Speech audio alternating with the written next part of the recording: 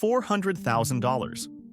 For most people, that number sounds like the finish line. But the moment you ask whether $400,000 is enough to retire on dividends at 60, the math gets uncomfortable fast. Because $400,000 does not pay what you think it pays. And the gap between what you hope it pays and what it actually pays is exactly where most retirement plans quietly fall apart. Here is the thing almost nobody says out loud. At a sensible dividend yield, $400,000 throws off about $1,300 a month. Not a fortune, not nothing. And whether that number works for you depends almost entirely on 3 decisions you make before you ever stop working. By the end of this video, you will know exactly what your floor is, the 2-year trap that catches early retirees, and the one thing that decides whether the money lasts 30 years or runs dry by 75. Quick disclaimer. I am not a financial advisor, and this is not financial advice.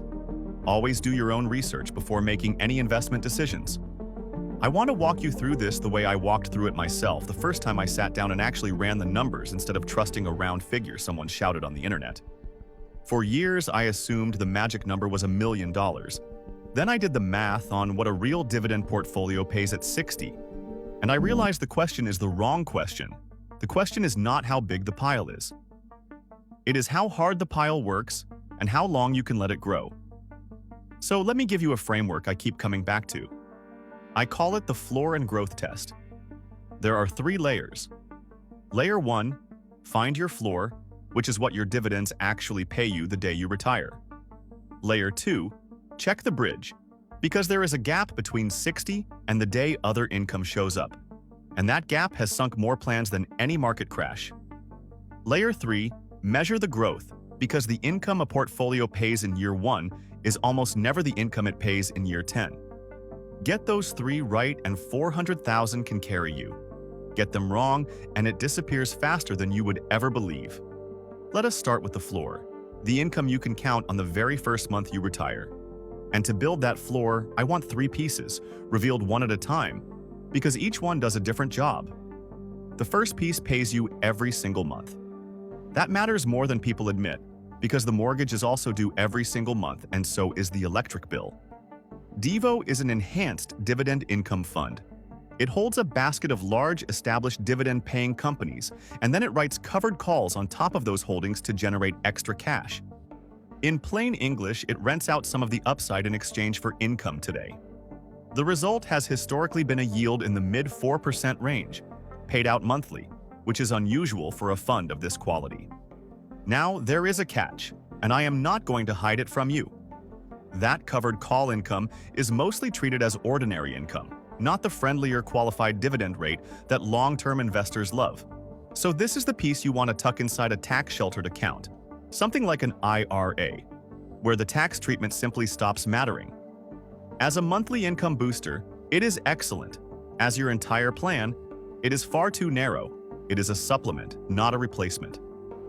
The second piece is the one most American retirees completely ignore. Almost every dividend portfolio I see is 100% United States top to bottom. SCHD is the international cousin of the core fund you probably already own. It holds dividend-paying companies from outside the US. It charges an expense ratio of only about 0.08%, which is almost free. And it has historically yielded somewhere in the mid-3% range. So why bother going overseas for your income?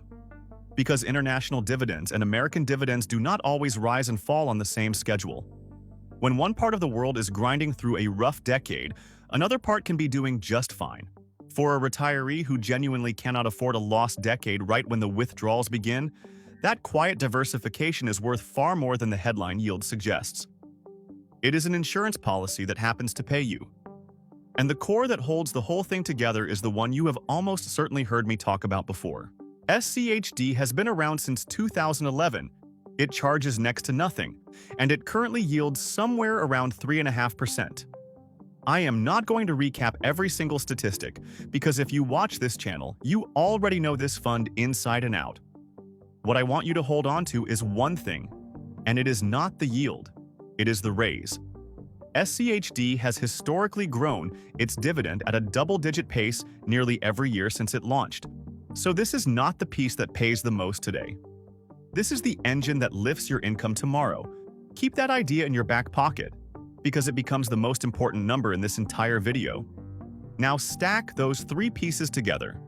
A sensible mix, leaning on the monthly fund for cash flow, the international fund for balance, and the core fund as the growing foundation, blends out to a yield of right about 4%.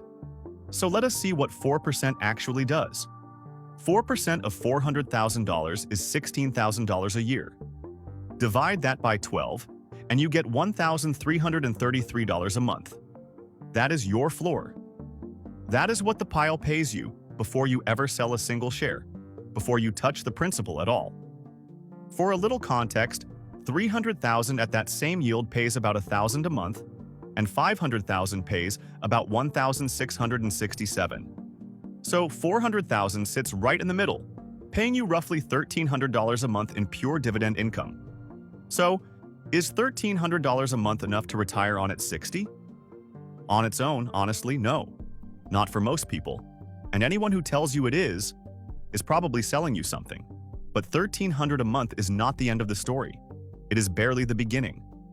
And this is where Layer 2 changes everything. Here is the trap that quietly catches early retirees. The earliest age you can claim Social Security is 62. So if you walk away from work at 60, you have a 2-year stretch with no Social Security coming in at all. Picture an investor. We will call him Harry.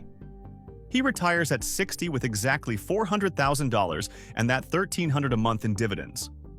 For 2 full years, that dividend income is all he has, so his plan has to survive on roughly $16,000 a year until the bridge finally opens.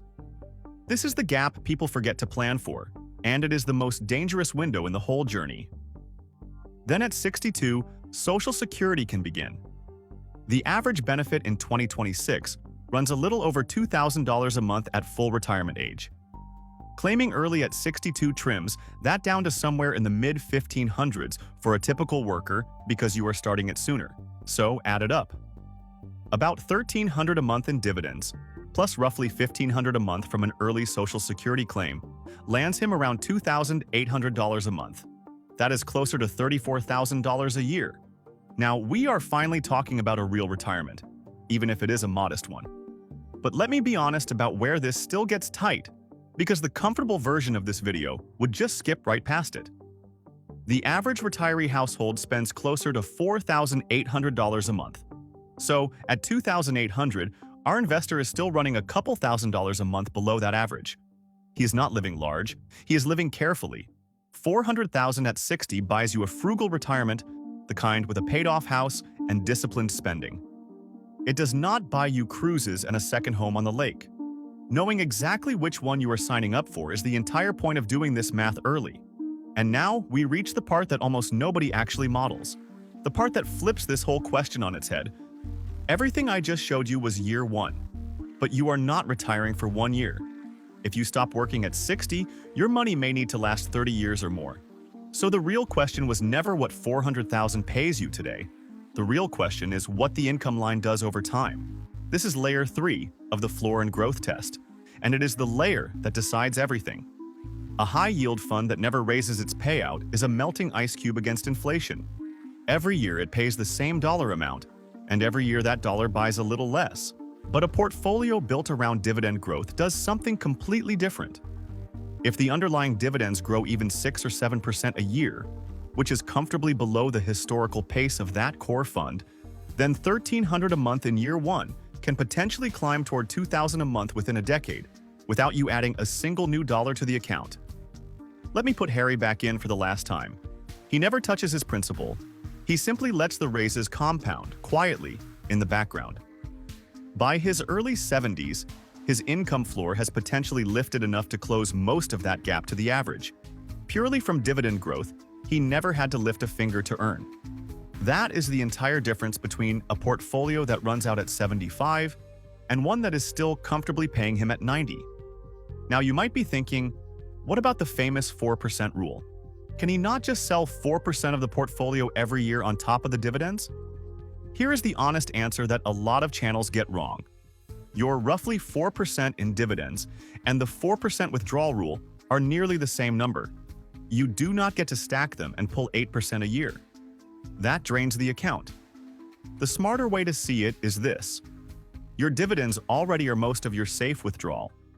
In a tough market year, you simply live on the dividend and you sell nothing at all. In a strong year, you might trim a little extra off the top. That dividend floor means you are far less likely to be forced to sell shares into a crash. And being forced to sell into a crash early in retirement is the single biggest risk to your money. There is a name for that danger. It is called sequence of returns risk, and it simply means a bad market in your first few years of retirement does far more damage than the same bad market 20 years later, because you are pulling money out while prices are down. This is why a lot of careful retirees also keep 1 to 2 years of spending in plain cash, sitting safely on the side. When the market drops, they live on the cash and the dividends, and they leave the shares completely alone to recover. Avoiding forced sales might be the single most valuable thing this whole structure quietly does for you. So let us come all the way back to the original question. Is $400,000 enough to retire on dividends at 60? The $400,000 by itself is not the answer. The answer lives in those 3 decisions. 1. Will you bridge the gap to Social Security without panicking and selling at the bottom? 2. Will you keep enough dividend growth in the mix so your income rises faster than your grocery bill? 3. Can you live on a genuinely careful budget in those early years while the plan matures and the raises stack up?